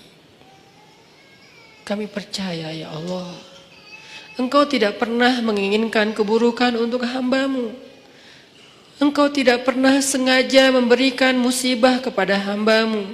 Engkau tidak pernah sengaja menyakiti hamba-Mu. Engkau tidak pernah sengaja membalas hamba-Mu dengan kemurkaan-Mu. Karena kami yakin rahmat-Mu mendahului marah-Mu. Kasih sayang-Mu mendahului amarah-Mu. Sifat kasihan-Mu mendahului murka-Mu. Engkau tidak mungkin marah kepada hamba-Mu sebelum Engkau sayang kepada dia. Engkau tidak mungkin murka kepada hamba-Mu sebelum Engkau kasihan kepada dia. Engkau tidak mungkin mengambil nikmat dari hamba-Mu sebelum Engkau berlimpahi dia, ya Allah. Karena sesungguhnya rahmat-Mu lebih luas daripada kemarahan-Mu. Kami berserah kepadamu, ya Allah. Kami serahkan diri kami, hidup kami, jiwa kami hanya kepadamu, ya Allah. Tuntun kami ke arah yang Engkau kehendaki. Kami pasrah, kami ikut, ya Allah. Karena kami yakin Engkau tidak mengarahkan dan menuntun hamba-Mu kecuali kepada kebaikan di dunia dan akhirat bagi kami. Kami pasrah, ya Allah, terhadap keputusan-keputusan-Mu tentang sekolah kami, tentang kuliah kami, tentang pekerjaan kami, tentang usaha kami, tentang pertemanan kami, tentang perasaan cinta kami, tentang hubungan kami dengan seseorang yang istimewa bagi kami, tentang keluarga kami, tentang segala sesuatu tentang kami pasrah kepadamu. Tuntun kemanapun Engkau kehendaki, ya Allah, karena kami yakin semuanya baik. Tidak ada yang datang darimu kecuali kebaikan, ya Allah. Inilah kami hamba-hamba-Mu. Datang belajar di sini untuk bisa benar-benar istislam dan tawakal kepadamu. Benar-benar menjadi hamba yang inna salati wa nusuki wa mahyaya wa mamati lillah. Benar-benar ingin belajar iyyaka na'budu wa iyyaka nasta'in. Benar-benar ingin belajar menjadi hamba yang wa ma khalaqtul jinna wal insa illa liya'budun. Bimbing kami, ya Allah, agar kami bisa menjadi seperti itu. Jangan biarkan ada satu detik dalam hidup kami yang berjalan tanpa ada nama-Mu. Jangan biarkan satu detik pun dalam hidup kami, dalam waktu kami habiskan bukan karenamu. Jangan biarkan sejengkal tanah kami berjalan kecuali berjalan ke arah-Mu. Jangan biarkan satu pun ide yang kami pikirkan kecuali tentang kebesaran-Mu. Jangan biarkan satu rasa kami rasakan di dalam dada kecuali kagum kepadamu. Tuntun kami, ya Allah. Ajarkan kami, ya Allah. Kami sudah pasrah. Kami lelah dengan hidup pilihan kami sendiri selama ini, ya Allah. Selama ini kami memilih adegan hidup kami, arah hidup kami sendiri. Kami tidak mau tahu tentang arahan darimu. Kami tidak mau membaca ayat-Mu. Kami tidak mau mendengar nasihat dari orang-orang yang berdakwah di jalan-Mu. Kami tidak mau membaca hadis-hadis Nabi-Mu. Kami tidak mau tahu tentang-Mu, ya Allah. Kami pilih hidup dengan pilihan kami sendiri.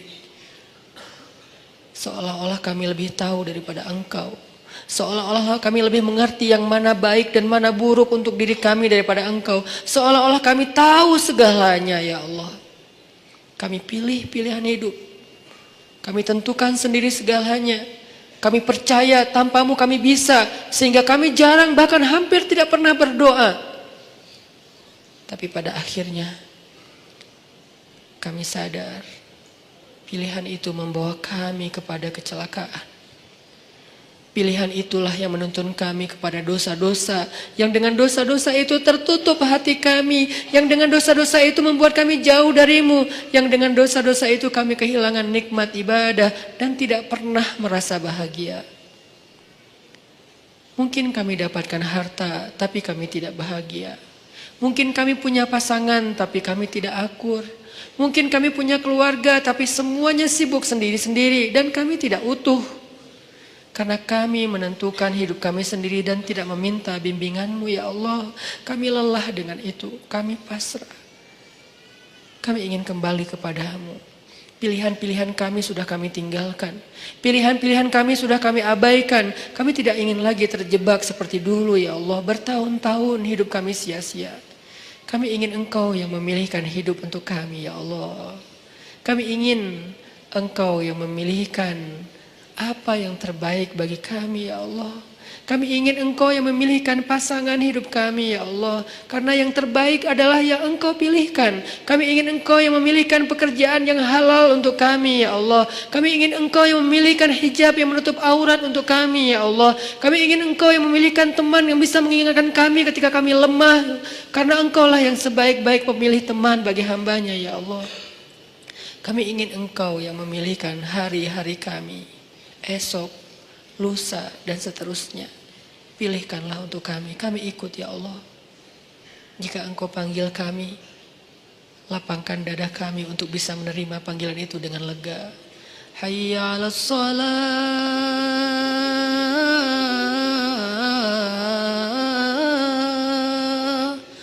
Ya Allah, jangan biarkan kami mendengar suara itu dengan marah. Jangan biarkan kami mendengar suara itu dengan terbeban. Kami ingin merasakan nikmatnya mendengar suara azan. Kami ingin merasakan hati kami bergetar ketika mendengar namamu disebutkan. Kami ingin merasakan panggilan itu adalah panggilan terindah, senandung terindah yang pernah kami dengar. Jangan biarkan ada satupun senandung, irama, lagu apapun yang lebih indah bagi kami daripada suara azan ya Allah. Ya, kami berhibur dengan lagu-lagu. Kami berhibur dengan senandung-senandung manusia. Tapi kami tidak mau senandung itu mengalahkan suara azan. Celaka kami jika kami mengganti suara azan dengan hiburan-hiburan makhluk ya Allah. Itu hanyalah kesenangan sesaat. Tetapi hiburlah kami dengan suara azan dan bacaan Al-Quran. La uqsimu biyaumil qiyamah. Hibur kami dengan ayat itu ya Allah.